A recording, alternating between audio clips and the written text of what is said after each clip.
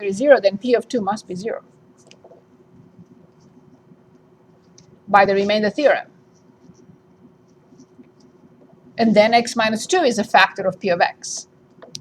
So P of 2 is 16 minus 4 times 4, 16, plus 2 times 5 is 10, and plus 5. This cannot be 0. How will I have known from the beginning that x minus 2 is not a factor of P of x? Or when I divide P of x by x minus 2, I will not get the remainder 0. From the rational zeros theorem, if this polynomial, forget about any of this, if this polynomial has rational zeros, they must be on the list of what? 5 over 1. But the factors of 5 are plus or minus 5. The factors of 1 are plus or minus 1. None of them is 2. No matter what you do, you cannot get a 0 that is a rational 0 of 2. Because I have 5 at the top and 1 at the bottom. So if this polynomial has rational zeros, they can only be plus or minus 5 and nothing else. And plus or minus 1. So 2 cannot be a factor. Should I repeat what I just said from the beginning? Were you able to follow or not? Should I repeat this? Okay.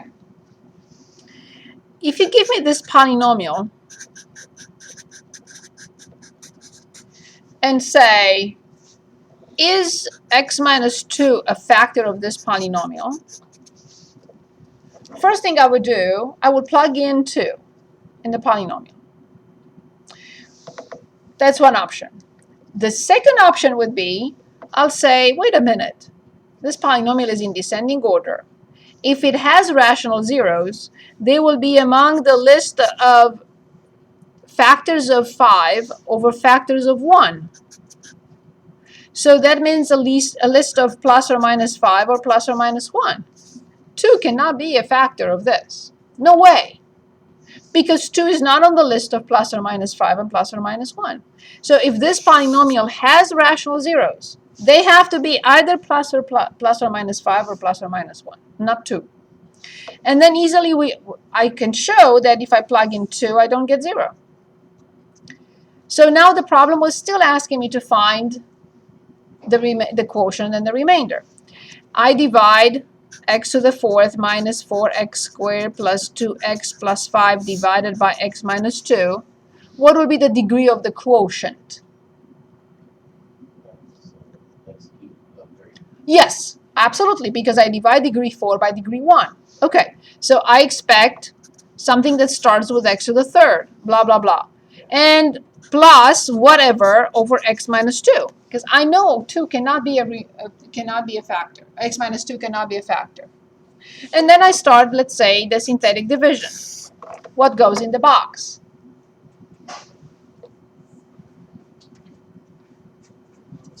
Two. And now the coefficients. 1, -4, 0. That's the problem. Oh, 0. Oh, That's okay. I was thinking that was a 3. Sorry. Negative 4, 2. I'm sorry. Negative 4, 2, and 5. And this will be the remainder. I already know the remainder. What will the remainder be? For sure. Otherwise, I have an error somewhere. I do? So this was 16. That's 4 times 4 is 16. 4 times 2 is 8. How did I come up with 10? I don't know. Okay, so this is 13. So this must be 13.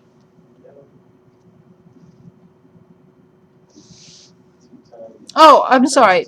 Oh, I'm sorry. I'll figure it out once. Yeah. Okay. So once again 16.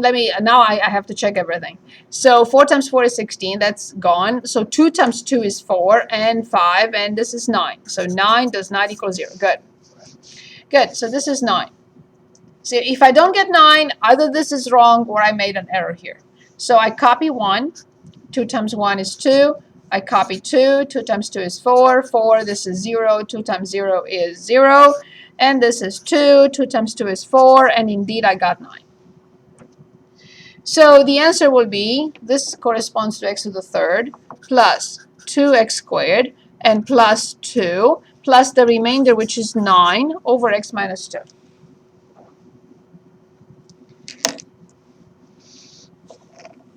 Any questions? Is this clear now? So you could have determined the quotient and the remainder using the long division. But since the denominator was x minus 2, now do we remember this rational zeros theorem? Okay, a polynomial has, okay, but it's good to remember because it will save you time. So the rational zeros theorem says this: if a polynomial has rational zeros, they must be on the list of divisors of the free term over divisors of the leading coefficient. The divisors of 5 are plus or minus 5. The divisors of 1 are plus or minus 1. And then I have to create all possible combinations. Plus or minus 5, and that's why I had to write plus or minus 1 as well here. So plus or minus 1 over plus or minus 1 is plus or minus 1. And plus or minus 5 over plus or minus 1 is plus or minus 5. So if you ask me, is x minus 1 a divisor of this, I'll say yes. If you ask me, is x minus 5 a divisor of this, potentially yes. I still have to check because I haven't plugged these numbers in. So it's possible. But if you say x plus 3, I'll say no for sure. If you say x minus 5, I'll say potentially it's possible. I haven't checked yet. If you say x plus 1, I'll say potentially. But if you say x plus 7, I'll say no from the beginning. So you would have been fine if we just did something shorthand like that. You have to plug it in. Oh, I see. You haven't plugged it in. You have to find P of 5. You have to find P of negative 5. You have to find P of 1. You have to find P of negative 1 and then say yes or no. Because otherwise you can decide. Okay? But if you ask me from the beginning, is x plus 5? You would have used the remainder. Yes. Yes. If you ask me if x plus 5 is a factor, I'll say give me a minute, but because it's possible. But if you say x plus 7, I'll say absolutely not, because 7 is not on this list. Better? Okay, next problem. We're looking at problem 3. I picked 4 functions. Consider the following 4 rational functions. Here they are, f1, f2, f3, f4. Which of these functions has vertical asymptote or asymptotes? What will I say? The answer is I don't know. I have to think. And I have to look at each and every one of them separately. Why? This is tricky. Why is it tricky? Because I cannot decide whether a rational function has a vertical asymptote unless I factor the top, factor the bottom, and make sure that those factors don't cancel. Because if the factors, exactly. Yes. So I don't know. I can tell for sure that one of them does not have a vertical asymptote, for sure, without doing anything. Which of these 4 functions cannot have a vertical asymptote no matter what? Number 1, 2, 3, or 4? Exactly, and why?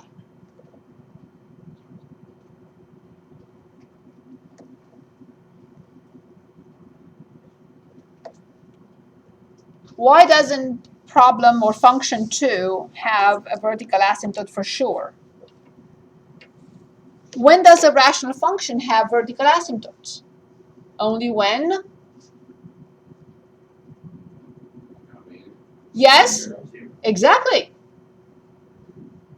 What can you say about x squared plus 4? Plug it in. 4 squared plus 4. Negative 4 squared plus 4. So what can you say about x squared plus 4? is never,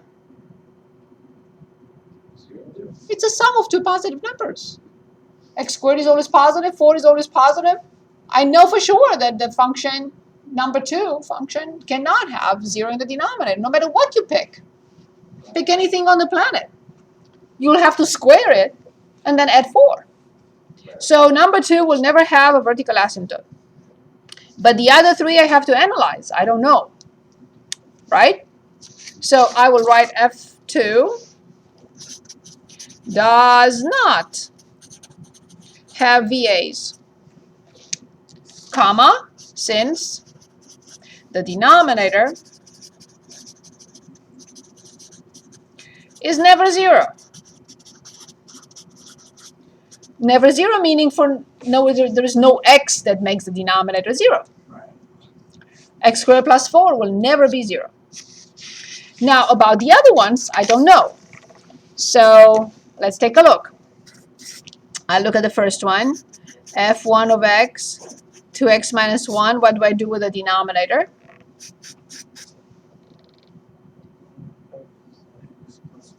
Yes? Very good.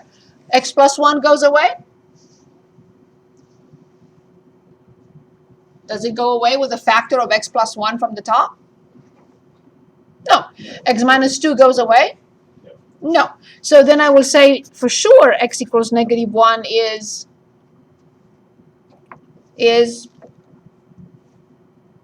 what is it? And it's 2 vertical asymptotes. Yes, is a VA, and x equals 2 is a VA. For sure. Okay, what about F3? X cubed minus 9x over x plus 2. I factor the top. What do I get? Yes. Very good. Awesome. Does x plus 2 go away with any factor of x plus 2 from the top? No. So x minus 2, I'm sorry, x equals negative 2 I meant to write. Or say x equals negative 2 is what? Vertical asymptotes. Very good. It is indeed. It's a VA. Doesn't go away. And the last function, F4, x squared plus x minus 6 divided by x minus 2. What do I write for the top?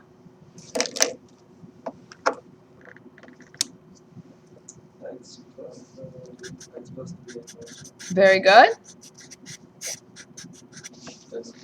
Yes, I still have to write x not equal to, even if it goes away. Actually, the restrictions have to be stated before I simplify. So what will I say x equals 2 will represent? Yes, not a VA. So then what do we conclude about vertical asymptotes for these 4 functions? What would you say in conclusion? F1 and F3 have vertical asymptotes. Yes, F2 does not have, and F4 has hole in the graph. Awesome. Is that clear? Okay, we covered all possibilities, correct? Okay, very good. Part B. Which of these functions has a horizontal asymptote, or which functions have a horizontal asymptote? Identify, determine all horizontal asymptotes. I don't know, I have to go back. I look at function F1.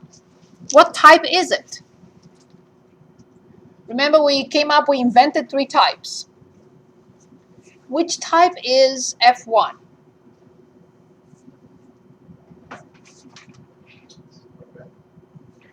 No, it's not. Not for a fresh brain like yours.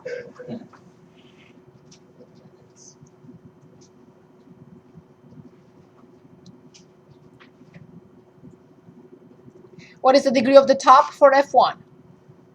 What is the degree of the bottom for F1? When the degree is bigger in the denominator, what type is that? Good. What is the horizontal asymptote for type 2? Always. Good. So I will write that F1 has y equals 0 horizontal asymptote. Okay, f2. What type of rational function is f2? What is the degree of the top? What is the degree of the bottom? In this situation, what type is it? So 3. Good. Does it have a horizontal asymptote? No.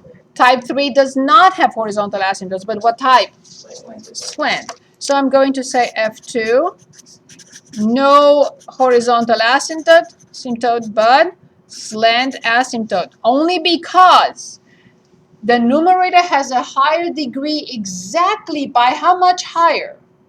By 1 unit, because if you don't have the difference of exactly 1 unit, then the answer of the quotient will not be what?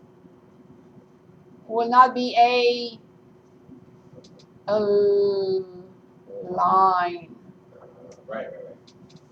It will not be a line. If the top is degree 4 and the bottom is degree 1, the quotient is not a line. So it will not have a slant asymptote. So the quotient must be a line. Degree 4, degree 3. Degree 2, degree 1. Degree 9, degree 8. So then the quotient is a line. Okay, number 3. What type is number 3?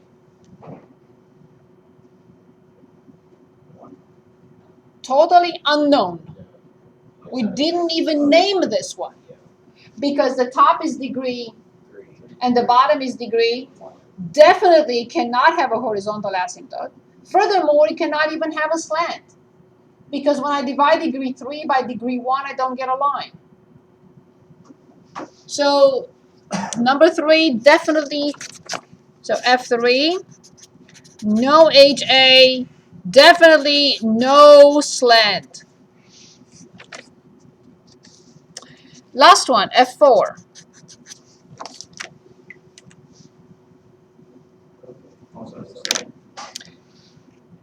So careful.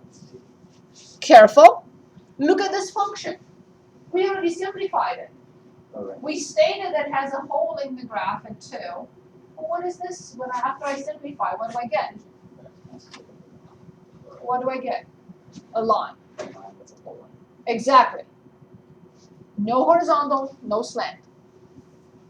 The answer is just a line with a hole in it at 2. No horizontal, no slant. It's basically F4 is x plus 3, comma, x not equal to.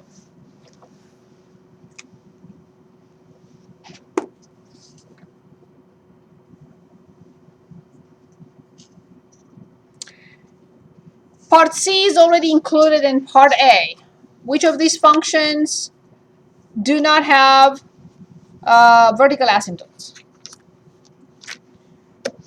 We already know number 4 does not have a vertical asymptote. You already told me. And F2 does not have a vertical asymptote because the denominator is never 0. I wanted students to explain in case they haven't explained. Okay, which of these functions have a hole or has a, which of them has a hole in the graph? Right, we already know that. So we answered everything. E. Which of these functions have slant asymptotes? We already answered. But which of these? 2. Only F2. Only F2 has a slant asymptote. The first one does not, the third one does not, the fourth one does not. Only F2. Graph any of these functions. Which one will you graph? That's 4. Of course, you're going to graph x plus 3 with a hole at x equals 2. How many students do you think you graphed for? Only one last time. Everybody else worked so hard and they graphed either F1 or F2 or F3. But F3 is pretty much unknown to us. It will be doable with calculus, but still kind of unknown. Yeah. Good. So you graph one that you like. Yes, moving on. Find the 6 trig function values for the following angle. Let's do that.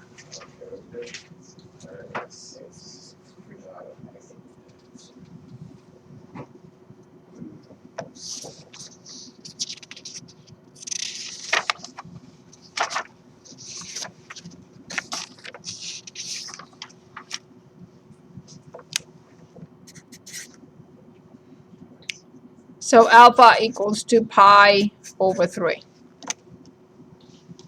So let's work on this for 1 minute.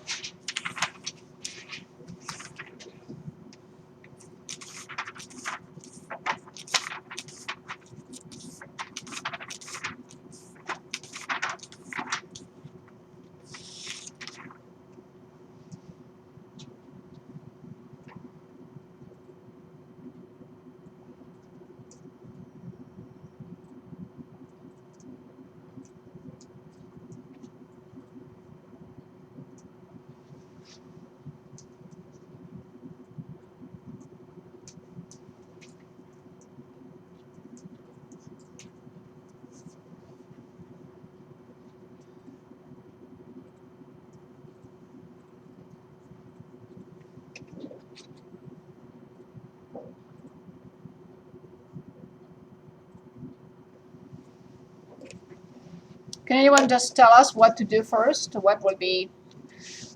I'm more than happy to answer all your questions between now and when you take the test.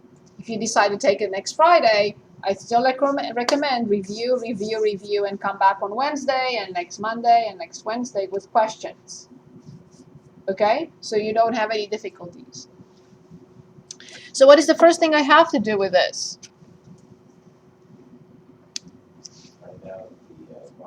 Exactly. That's the key.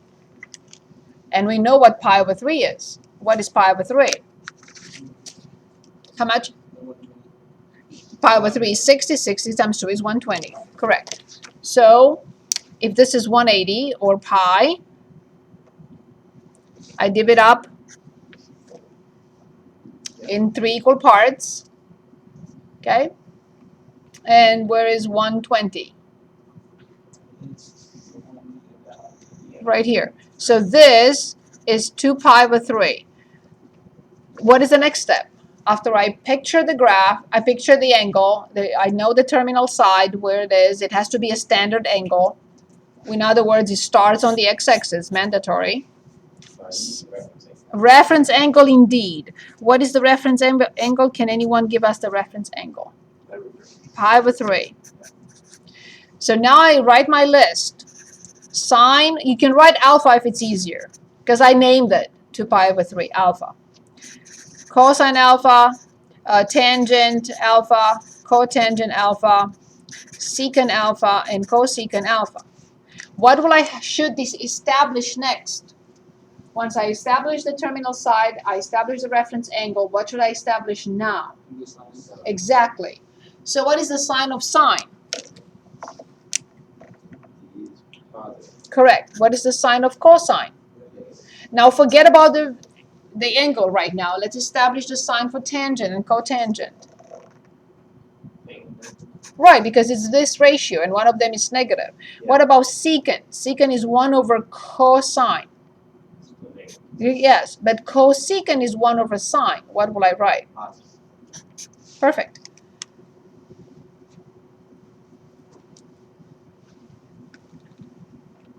Now the answer for the first two, and then I will just determine the rest for the, is definitely sine pi over 3 and cosine pi over 3. Sine of the reference angle, cosine of the reference angle. Mandatory. So now I think of my little chart where I have 1/2 the square root of 3 over 2, the square root of 2 over 2, the square root of 2 over 2, the square root of 3 over 2, and 1/2. Yes, the square root of 3 over 2, and for cosine, of course, negative 1/2. And now the rest will follow. This over this will be the square root of 3. 1 over this is the square root of 3 over 3 because it's 1 over the square root of 3 that I need to rationalize. Secant is 1 over cosine, must be negative 2. Don't get confused and put the sign again. That's why I established a sign so I don't have to think about it again. So this is 1 over this, and cosecant is 1 over this, which is 2 over the square root of 3, but I have to rationalize.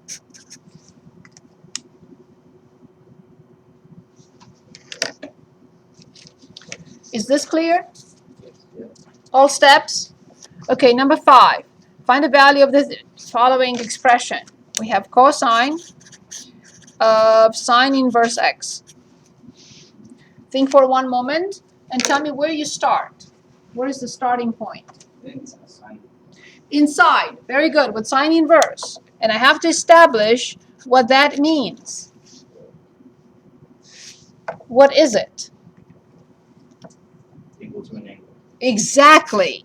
Because sine is applied to an angle and returns a number. Yeah. Sine inverse is applied to a number and returns an angle. So sine inverse must be an angle. Say it again. Yeah. Is that okay? Yeah, no, it's the same, just like. Yes. Sine is applied to an angle. Right. And the output is a number. Right. Sine inverse is applied to a number. And the output is an angle. Yeah. That's why sine inverse is an angle. Better? Yeah. Perfect. What do I do with this? Because this is not as useful. What should I do to both sides now to make it useful? Sine. Yes. So I apply sine here and I apply sine here. So then sine alpha equals? X. Good. On the planet, there must be a right triangle with an acute angle alpha. And I know something about the sides of this triangle.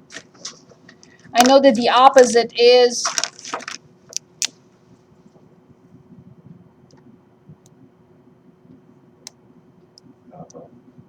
X. and the hypotenuse is? 1. Therefore, I know that the other leg must be the square root of the hypotenuse squared minus the other leg squared. X squared minus 1. No, it must be the hypotenuse squared. Minus X squared, yeah. Because it has to be the largest side squared minus the leg squared. And now look what I am really asked to find. I'm asked to find cosine alpha. How much is cosine alpha? Square root.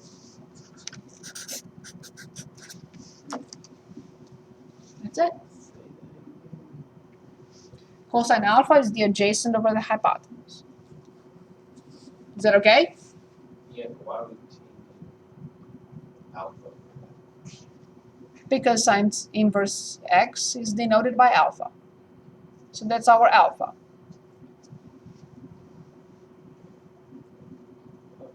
We started with this. We wrote this. Sine inverse is alpha. We applied sine to both sides, we got this. We created the right triangle with an acute angle alpha, x over 1. Therefore, this side is the square root of 1 squared minus x squared. So now I'm asked to find cosine of this, but this is alpha.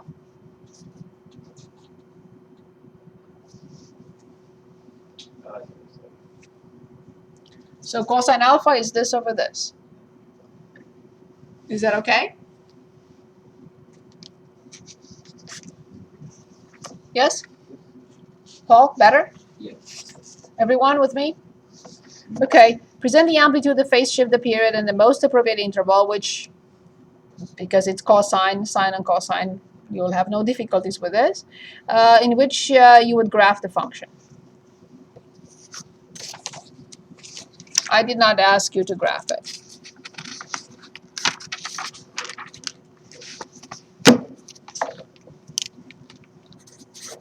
So we have y equals negative cosine 3x minus pi. So we want the amplitude. How much is the amplitude?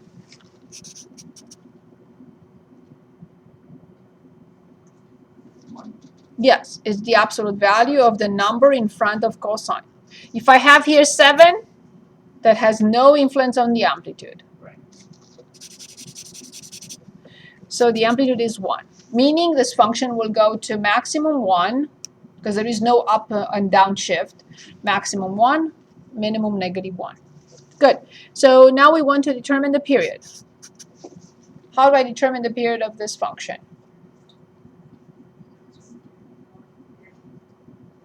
The period of all functions except tangent and cotangent will be 2 pi over the number that multiplies x, which is 3. Now what do I have to do in order to find the phase shift? Because the function is not ready for identifying the phase shift. 3 inside cosine in front of the parentheses. Very good, awesome. So negative cosine 3, and now I have to identify what is left. 2 terms, and they have to work with a 3 in front. So it's x minus pi over 3. Now I can identify the phase shift and where it's going. To the, in other words, you don't have to tell me yes, but you're right. Since it's positive, it's clear. Good. So now the interval, I have no difficulties here because it's sine or cosine, so it's cosine. So this is pi over 3, comma pi over 3 plus 2 pi over 3. So the most convenient interval in which you will see one period. It's not such a big deal. If you see 2 or more, it's not something that it's really important. So 3 pi over 3 is pi.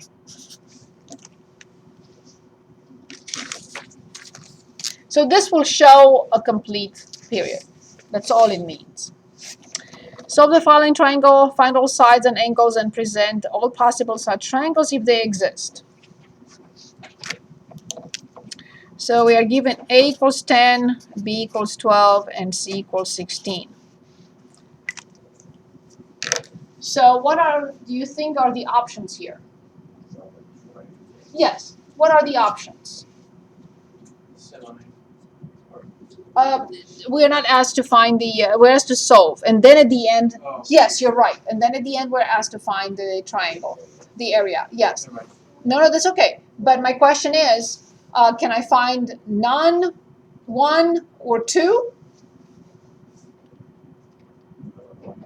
None or 1. Exactly. There are only 2 options. How do I know? It's not a side-side angle. Okay, I have a question. Yes. Can we do that later? Yes. My question is, the side-side angle triangles don't always have 2. No. So You're the right. question You're is, correct. How No. do I know if there's a second triangle that needs solved? If it fits in a right triangle. If the angle you determine in the other side, in the other quadrant, the second quadrant, fits in the 180. If you have, for example, one angle of 70 degrees already given to you in a triangle, and the second angle you determine is 160, you're done. Because if you already have an angle plus 160, will exceed 180. You cannot find the second option. The second option does not exist. That will tell you whether it's possible or not. When you find the second option. When we're solving, we're using the law of sine and cosine, it's the general formula, right? So we have a triangle that can have these angles, but then we have a right triangle that can also fit the same case. What you're saying? No. I'm saying this. When you find the first option, right. Let's say your given angle in the triangle is an angle of 60 degrees. That is given, it's fixed. It has to be 60 in both options. If you find 2 options, it's 60, given. And let's say I find that the second angle is 30. Also, 150. 30, Oh, I see what you're saying. 150. Right. Well, 150 with what I have, it's already exceeding 180. So the second option doesn't exist. You're talking about the both sides. Exactly, on the second quadrant.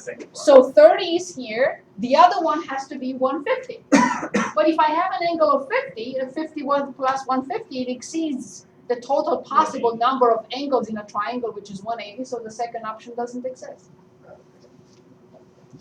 Better? Perfect. So how do we start? Which is the only option here, at least initially. The only option, at least initially. Law of Cosines. course. I have to find an angle. If I don't, I'm not given any angles, I cannot start with law of sines. Is that clear? Yes. Okay, perfect. So I draw the triangle. It's A, B, C. A equals 10, B equals 12, C equals 16. And can anyone dictate whatever angle you would like to find? And if you remember, I said, do not try to do it piece by piece.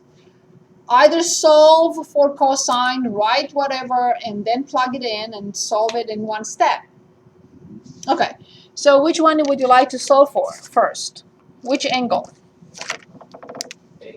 Okay, in that case, you will say a squared equals b squared plus c squared. If I stop here, this means what? That the triangle is right, but it's not. Negative 2bc cosine. Cosine A equal A.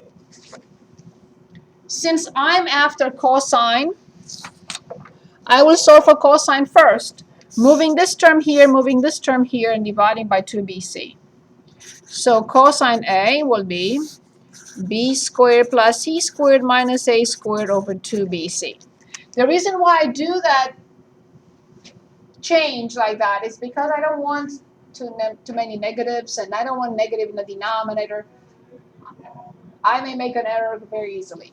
Okay, so then, now I'm ready to plug them in. So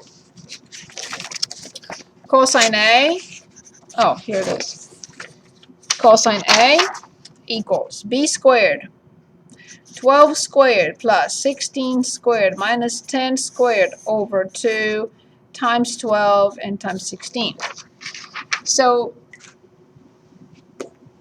in the graphing calculator, please put in everything at once, and please make sure that you put parentheses for the top and parentheses for the denominator. Crucial. 12 squared plus 16 squared minus 10 squared. Close the parenthesis and divide in parentheses, please. 2 times 12, 24, multiply by 16, close the parenthesis and press enter. And I got 0.78125. Right here, right now, apply cosine inverse. Cosine inverse of the previous answer, so I don't have to type it in, is, careful, this is in radians. This answer tells me that it's in radians. So I go back and change my mode if that's what you want to do. Change it to degrees. And redo. Just copy what I just did.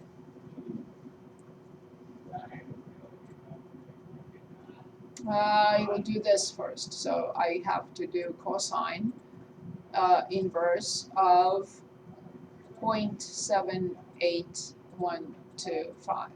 Good. And I got 38.62. So we learned a lesson last time, so let's take at least 4 decimals. I don't want to. I'm happy if you round up. I just want a mechanism. I'm not going to look with a magnifying glass. But we learned that A is 38.6248 degrees, if we want to be exact. Okay. It makes it difficult now to find the other angles and stuff, but you understand my point. I'm fine if you round up to 39. I'm fine. Okay? So if A is this, then we can use law of cosines one more time to find B and then find C subtracting. So if that's the case, I have cosine B equals A squared plus B squared. A squared plus C squared minus B squared. A squared plus C squared minus B squared over 2AC.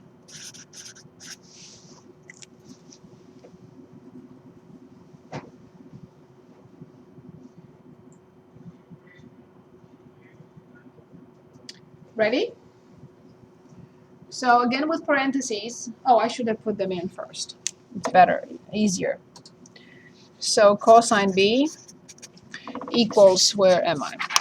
So A squared, same thing, 10 squared plus C squared, 16 squared minus 12 squared over 2 times 10 times 16.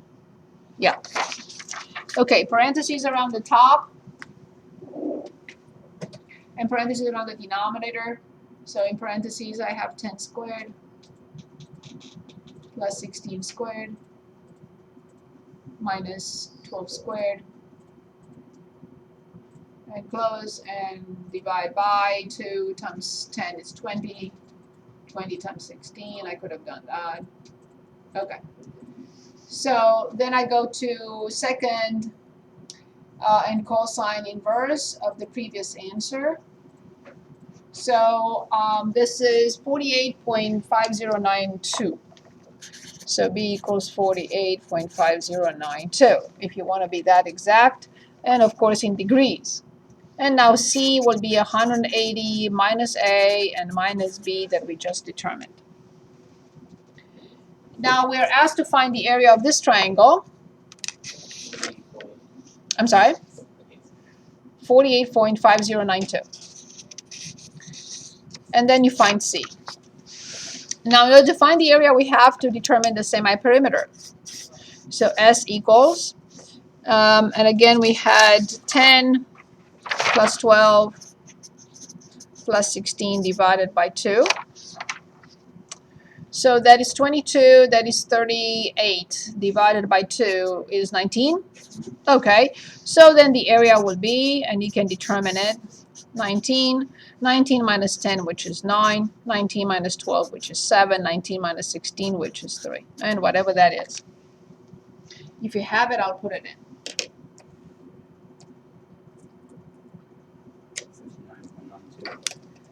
59.92. Very good, approximately. Good. Find the side denoted by x. So we are given this angle. We are given this 800. We are given this. And we're asked to find this side. This is the unknown. So let's think for 1 minute and decide what to do.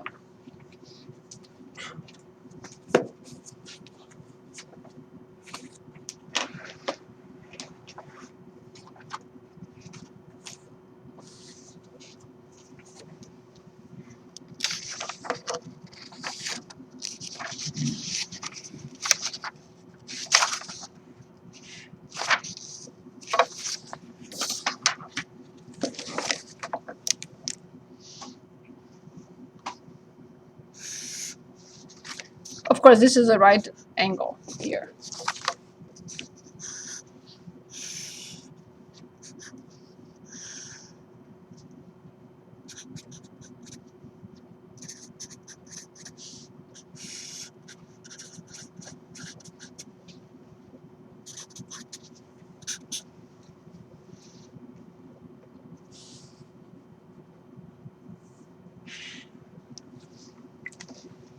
Any suggestions?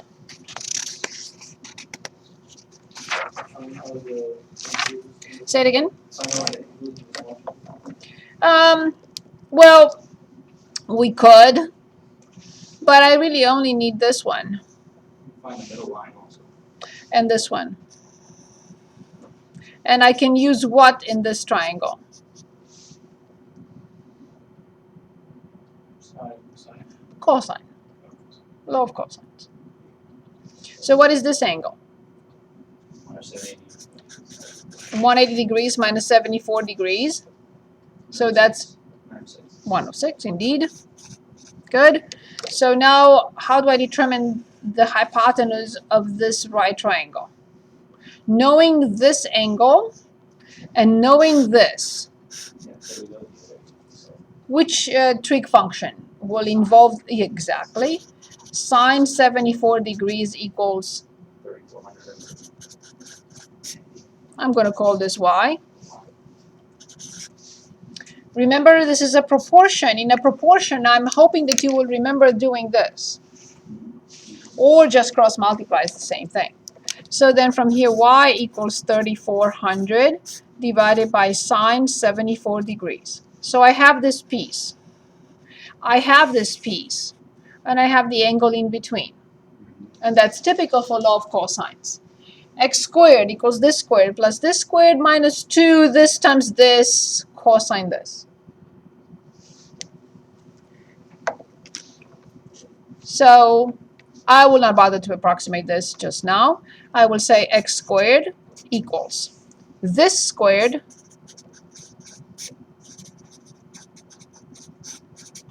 plus this squared minus 2 times 800 times 3400 divided by sine 74 degrees. And whatever this number is, I will take the square root from it. So that's minus and multiplied by cosine 106. So this squared plus this squared minus 2 times this times this times cosine 106 will equal x squared, and then I'll take the square root. Do everything in one step. Is it wrong if you approximate y? No. It's just that I'll try to minimize the error as much as possible. So I have the square root on top of everything, in parentheses again, 3400 divided by sine 74. I remember changing it into degrees. Close the parenthesis. Close the parenthesis. Squared. Very good.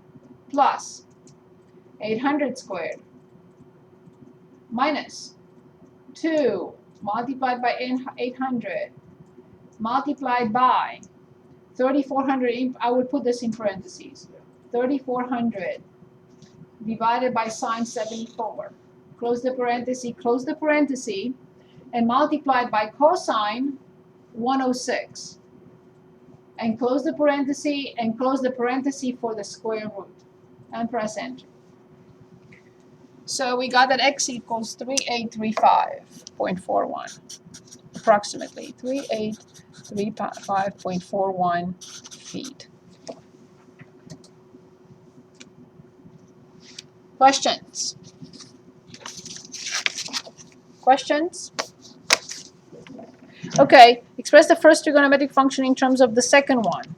So we're asked to find cotangent x and find an expression for cotangent that only has cosine in it for an angle in the fourth quadrant.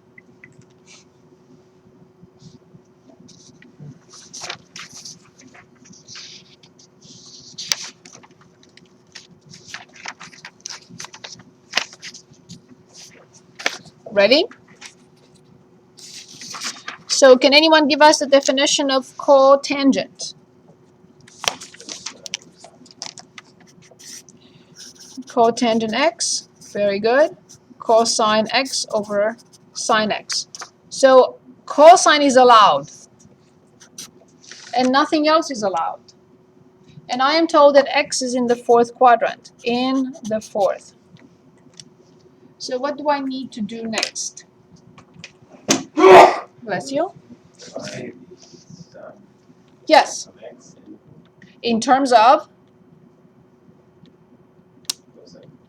cosine. So what do I know about sine in terms of cosine? Yes, let's write it with plus or minus first. Square root of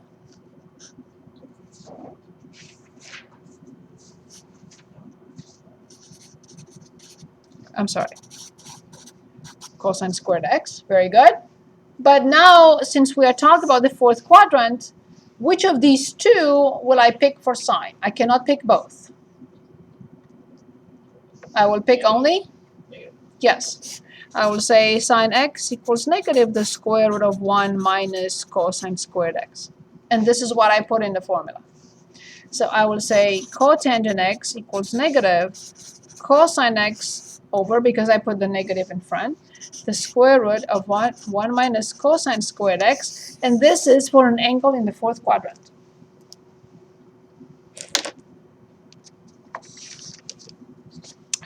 Find the values of the remaining trig functions of t from the given information.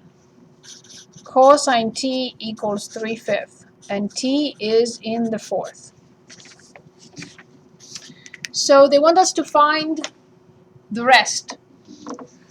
They want us to find sine t. Cosine t is given as 3/5. They're asking us to find tangent t, cotangent t, secant t, and cosecant t. If I have cosine, which are the functions I have automatically? Secant. Yes.